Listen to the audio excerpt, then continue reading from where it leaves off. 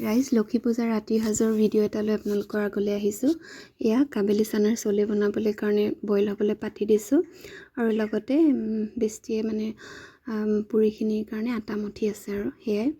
আচলতে ঠাইভেদে নিয়মবোৰ বেলেগ বেলেগ হয় আৰু আমাৰ ইয়াতো অকণ বেলেগেই হয় নিয়মটো। যেনেকৈ ধৰক লক্ষী পূজাৰ দিনাখন ইয়াত শৰাই এখন ভঁৰালত আগবঢ়োৱা হয়, কিন্তু আমাৰ ফালে অকণ বেলেগ আছিল বাৰু। যি নহওক ঠাই দেশ চাই ভেষ বুলি কথা এটা আছে, হয় নহয় বাৰু? তো সেইখিনি সন্ধিয়া সময়ত আমি সেইখিনি কাম কৰিলোঁ। মানে মেইন শৰাইখনটো মায়ে পাতিলে আৰু মায়ে ভাঙিলে, সেয়া কৰিলে।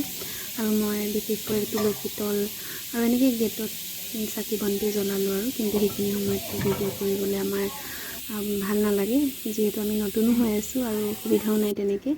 তো সেইকাৰণে ৰাতিৰ সাজৰ ভিডিঅ'কে বোলো আগবঢ়াওঁ। এয়া পনীৰৰ কাৰণে পেষ্টটো ভাজি আছোঁ, লগতে তাই এইফালে পুৰিখিনি বেলি আছে আৰু। তাকে আন দিনততো খোৱা হয়েই, কিন্তু লক্ষী পূজা বুলি ক'লে বিশেষকৈ ৰাতিৰ সাজটো ভাত একেবাৰে খোৱা নহয়, এনেদৰে পুৰি চব্জিয়ে খোৱা হয়। তো তাৰ মাজতে আমি দুয়োজনী হাঁহি হাঁহি কথা পাতি মানে কামবোৰ কৰি থাকোঁ।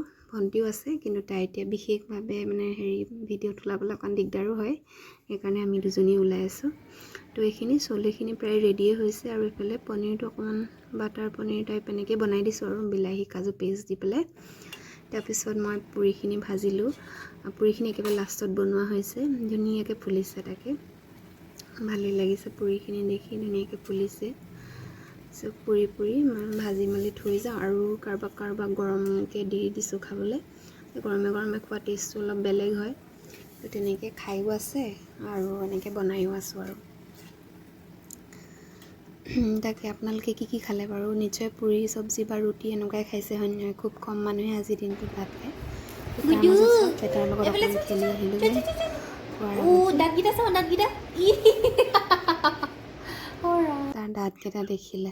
এয়া আমি দুজনী ধুনীয়াকৈ অকণ বহিলোঁ। তাৰপিছত ভাবিলোঁ যে নাই খাই লওঁ। এয়া পনীৰ চলে আৰু পুৰি তেনেকৈয়ে লৈছোঁ আৰু পিঁয়াজ এডোখৰ লগত লৈ লৈছোঁ, খাই ভাল লাগে যে। তাৰপিছত আমি ভাবিলোঁ যে আজি খোৱাৰ এটা ক্লিপ ৰাখোঁ, কাৰণ এটা লং ভিডিঅ' দিম বুলি ভাবিছোঁ। তো আমাৰ ইমানেই হাঁহি উঠিছে খোৱাৰ সময়ত ভিডিঅ'টো হৈ থকাৰ কাৰণে, অন হৈ থকাৰ কাৰণে। তাৰপিছত কি হয়, খালে মানে ভাত হওক যি হওক খালে হঠাৎ মানে পটককৈ পানীটো খাব নালাগে, মই জানো। কিন্তু মোৰ মানে এনেকুৱা হয়, এগৰা খোৱাৰ পাছতে মোক পানীৰ প্ৰয়োজনেই হয়। তাকে মই কৈ আছোঁ যে মোৰ পানী নহ'লে নহ'বই কোনো কাৰণতে বুলি। যি নহওক আমি খালোঁ আৰু লক্ষী মাৰ ওচৰত এয়াই প্ৰাৰ্থনা কৰিছোঁ যাতে সকলোৰে ঘৰলৈ আহে আৰু সকলোকে আশীৰ্বাদ কৰে। তাকে এইখিনি কৈ মেলি আজি ভিডিঅ'টো সামৰি দিওঁ।